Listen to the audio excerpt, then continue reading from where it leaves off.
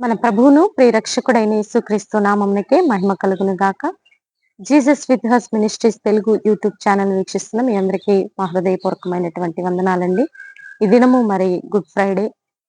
మనమందరము కూడా ఆయా చర్చెస్ లో మరి ఈ గుడ్ ఫ్రైడే మహోత్సవమును, ఎందుకంటే ఈ శుభ శుక్రవారము అనేది ప్రపంచ మానవాళి విముక్తి కోసం యేసు ప్రభువు వారు తనను తాను మరి శిలువ యాగానికి అప్పగింపబడి ఆయనే మరి తన్ను తానుగా బలిగా అర్పణగా చేసుకోవడానికి ఇష్టపడి మరి యాగము చేస్తూ మరి ఈ యొక్క క్షణము, ఈ యొక్క మరి సమయములో ప్రభువారు చేసినటువంటి ఆ యొక్క మహా త్యాగమును జ్ఞాపకము చేసుకుంటూ అనేక మంది ప్రజలు, కోట్ల లక్షల ప్రపంచ వ్యాప్తంగా కూడా మరి ఈ గుడ్ ఫ్రైడే మరి ఆ యొక్క మరి దినమును జరుపుకుంటూ ఉన్నటువంటి ఈ సందర్భంలో యేసు ప్రభు వారు సిలువకి అప్పచెప్పడానికి ముందు పిలాతు దగ్గరికి వెళ్ళి మరి ఏ నేరము చేశాడు, ఎందుకు ఇతన్ని బందీగా తీసుకువచ్చారు అని ప్రజలను అడిగినప్పుడు రకరకాల కారణాలు చెప్పారు.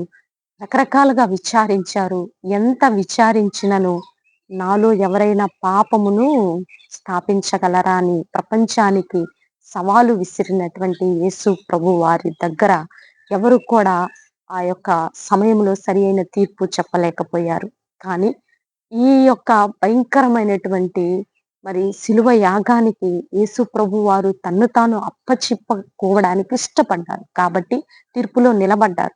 నిలబడ్డప్పుడు పిలాతు మరి నేనైతే ఇతనిలో ఏ దోషము చూడలేదు అన్నప్పుడు ప్రజలైతే ఇతన్ని సిలువ వేయండి, సిలువ వేయండి అని కేకలు వేశారు. ఏ దోషము లేదు ఆయనలో. ఆయన భయంకరమైనటువంటి అన్యాయమైన తీర్పు నందారు. అదే యెషయా గ్రంథము 53 అధ్యాయము 8 వచనంలో ఇలా రాయబడి ఉంది. అన్యాయపు తీర్పు నొందిన వాడై అతను కొనిపోబడెను. నిజంగా అన్యాయమైన తీర్పు పొంది ఉన్నటువంటి యేసు ప్రభు వారు ఈరోజు మన కోసము బలి అయినటువంటి దినము కాబట్టి ఆయన్ని కొట్టారండి. అరచేతులతో కొట్టి, క్రీస్తు నిన్ను ప్రవచించిన వారు, నిన్ను కొట్టిన వారు ఎవరో ప్రవచించు అన్నారు. హింసించారు.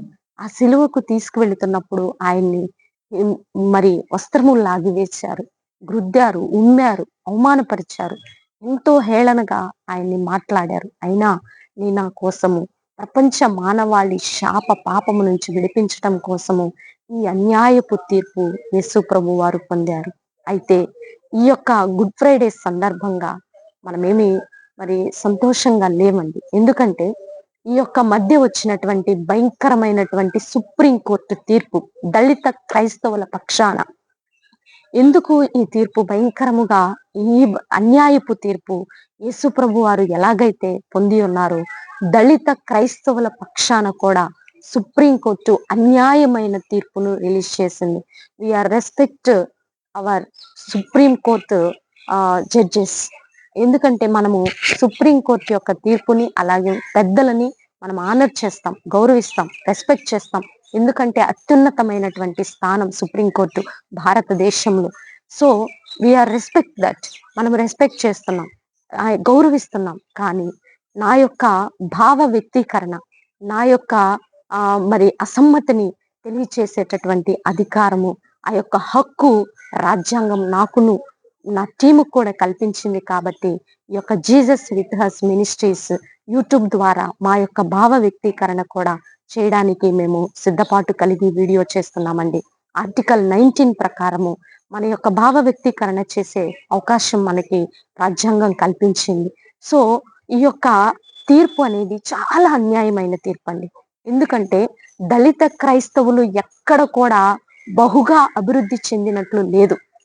ఎందుకంటే ఈ యొక్క రాజ్యాంగము మనకి ఎటువంటి అవకాశాలు కల్పించిందో అందరికీ తెలుసు. కానీ ఎటువంటి తీర్పు అంటే ఆ తీర్పు దళిత క్రైస్తవులు చర్చికి వెళితే కుల ఆ కులమును రద్దు చేస్తారు, అంటే రిజర్వేషన్స్ ని రద్దు చేస్తారు. ఎంత అన్యాయమైన తీర్పు అండి. ఎందుకంటే రాజ్యాంగంలో మనకి మత స్వేచ్ఛ ఇచ్చేటటువంటి ఆర్టికల్ ఉంది కదా. ఆర్టికల్ 25లో మత స్వేచ్ఛ మనకి కల్పించారు. అంటే క్రీస్తు మార్గం అనేది అది మతము కాదు. మేము ఎంత ఘోషించి చెప్పినా మా ఘోషను ఆలకించేవారు ఎవరూ లేరు. క్రీస్తు క్రీస్తు ఒక మార్గం అంతే. ఒక మంచి మార్గంలో నడిపించేటటువంటి మార్గం అంతే, కానీ అది మతము కాదు. మతము కాదు, మతము కాదు అని ఎంతో మంది దొంగలు, వ్యభిచారులు, పాపులు ఎంతో మంది మార్చబడ్డారు. ఎంతో అభివృద్ధి చెందింది. ఈరోజు భారతదేశం ఇంత టెక్నికల్ గా అభివృద్ధి చెందుతూ అన్ని విషయాల్లో ముందుకు వెళుతున్నామంటే క్రీస్తుని అంగీకరించి ఎంతో మంది మారారు. వారి జీవితాల్ని మార్చుకున్నారు, వారి బ్రతుకులను మార్చుకున్నారు.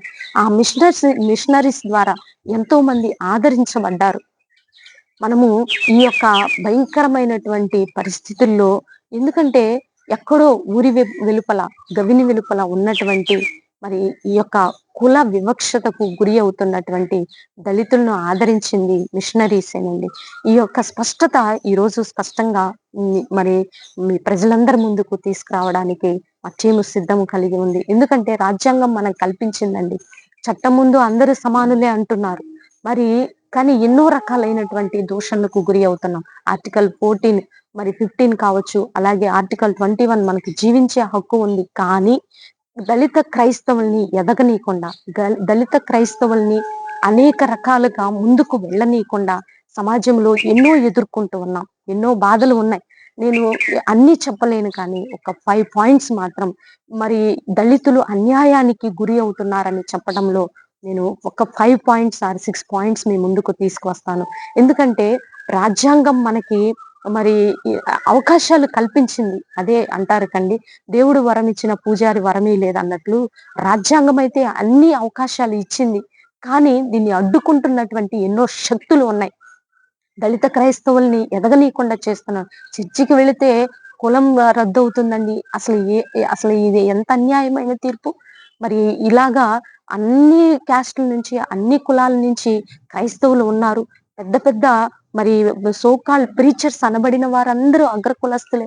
మరి వాళ్ళందరికీ లేని తీర్పు ఒక ఎస్సీ దళితులకు మాత్రమే ఎందుకు ఇలా జరుగుతుంది? ఎందుకు ఈ అన్యాయమైన తీర్పు? కానీ ఈరోజు మరి మా భావ వ్యక్తీకరణ చేసేటటువంటి హక్కు మాకు దేవుడు రాజ్యాంగాన్ని రాజ్యాంగంలో పొందుపరిచాడు. దేవుడు కూడా మాకు అవకాశం ఇచ్చారు. కాబట్టి ఈ యొక్క మరి భావ వ్యక్తీకరణ చేసే అవకాశము మరి దేవుడిచ్చినందుకు దేవుని కృతజ్ఞతలు చెల్లిస్తున్నాం. ఈ యొక్క తీర్పును 1950 చట్టబద్ధం ప్రకారము తీర్పు చేశామంటున్నారు.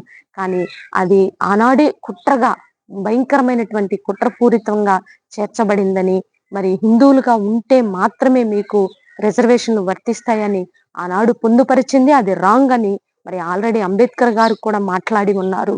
ఆయన ఎంతో శ్రమపడి 66 రాజ్యాంగాలని మరి ధ్యానము చేసి రాజ్యాంగాన్ని రచించడానికి ఆయన ఎంతో శ్రమపడి మరి 2 సంవత్సరముల 11 నెలలు మరి 8 మరి రోజులు ఆయన ఈ రాజ్యాంగాన్ని 18 రోజులు మరి ఆయన కష్టపడి ఎంతో 50,000 పుస్తకాలను ఆయన ధ్యానిస్తూ 53 రోజులు మరి ఎన్నో రకాల 50,000 పుస్తకాలను ఆయన ధ్యానించి ఎంతో కష్టపడి మరి దళిత క్రైస్తవులు అంటే ఎస్సీ వెనుకబడినటువంటి బడుగు బలహీన వర్గాలు, ఒక ఎస్సీలంటే ఒక మాలా మాదిగే కాదండి, చాలా మంది వెనుకబడినటువంటి వారు ఉన్నారు. ఎన్నో కులాల వాళ్ళు ఉన్నారు. కుల వివక్షత ఖచ్చితంగా ఉన్నది.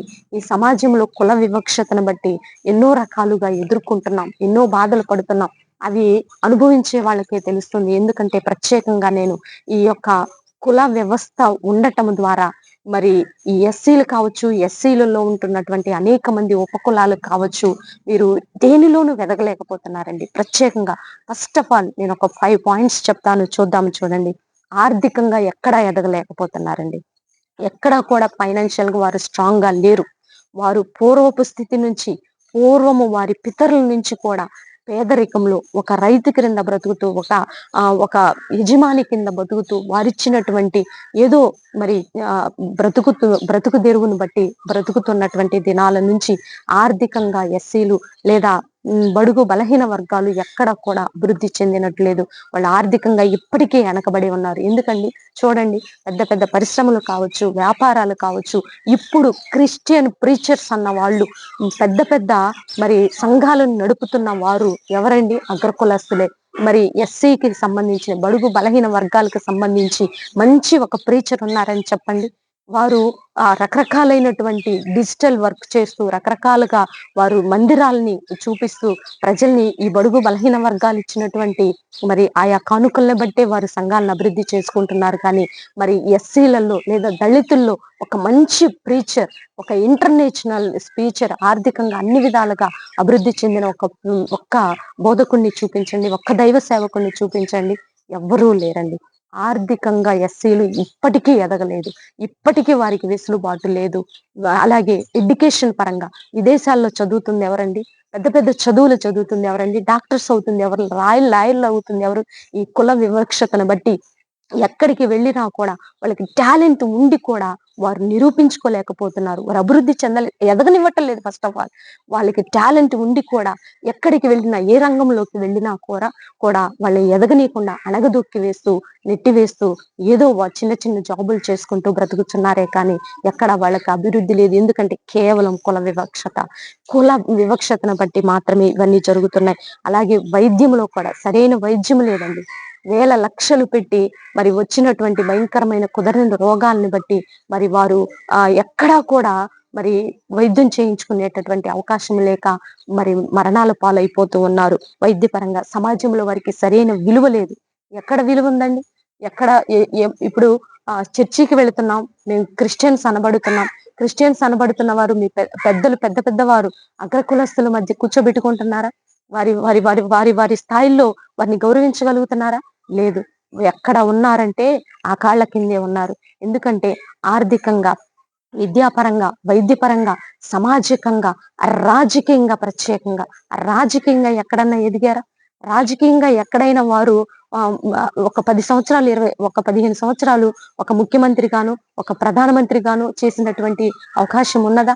ఈ యొక్క బడుగు బలహీన వర్గాల నుంచి ఎవరైనా ఒకళ్ళని ఇద్దరిని తీసుకున్నారు అంటే అది మీ స్వార్థం కోసమే చేస్తున్నారు. కాబట్టి దేవుడు ఈ రోజు మనతో మాట్లాడుతున్నారు. ఎందుకంటే మా యొక్క మరి ప్రార్థన మేము దేవుని మీద ఆధారపడుతూ ఈ యొక్క బడుగు బలహీన వర్గాల కోసము, మరి వెనుకబడుతున్నటువంటి సమాజం కోసము ప్రార్థన చేయటం క్రైస్తవుని యొక్క ధర్మం, క్రైస్తవుని యొక్క బాధ్యత. దేవుడు అనుగ్రహించినటువంటి ఆ బాధ్యతను బట్టి ప్రతి దినము పేద ధనిక తేడా లేకుండా ప్రతి వారి కోసం ప్రార్థన చేసేటటువంటి ప్రార్థన భారము కలిగినటువంటి మేము ఈరోజు ఈ యొక్క లోపము ఎక్కడ ఉన్నది? ఎంత భయంకరమైనటువంటి లోపం అండి!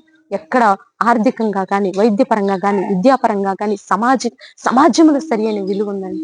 రాజకీయంగా ఎక్కడ కూడా చట్టసభల్లో కూర్చొని వీరు రూల్ చేసినట్లు, ఒక ఒక అథారిటీ పొందినట్లు ఎక్కడా లేదు. కాకపోతే ఒకళ్ళని ఇద్దరిని ఎక్కడైనా తీసుకొని అట్లా మా సమాజాన్ని లేదా ఈ బడుగు బలహీన వర్గాల సమాజాన్ని మరి ఆ యొక్క అభివృద్ధి పరుస్తున్నట్లు, వారిని ఏదో ముందుకు తీసుకెళ్తున్నట్టు ఒకళ్ళనిద్దరిని చూపిస్తున్నారే కానీ ఎక్కడా లేదు కదా. ఏ గుడుల్లో పూజారులు లేరు కదా. కాబట్టి పెద్దలందరూ కూడా ఈ విషయమై మరి చాలా మంది మరి స్పందిస్తున్నారు. అందును బట్టి ప్రభువుకి మహిమ. కానీ మరి మేము సోకాల్డ్ ప్రీచర్స్ అనుకుంటున్న పాస్టర్లు ఎవరు కూడా మరి స్పందించటం లేదు. కాబట్టి స్పందించి ఈ అన్యాయమైన తీర్పు దేవుడు కొట్టివేయలాగా మనం అందరం ప్రార్థన చేయాలని ప్రభు నామములో మనవి చేస్తూ ఇంతటితో ఈ వీడియో ముగిస్తూ నెక్స్ట్ వీడియోతో మీ ముందుకు వచ్చేంత వరకు ప్రభు కృప మనకి తోడుగా ఉండి నడిపించునుగా. God bless you. Praise lord.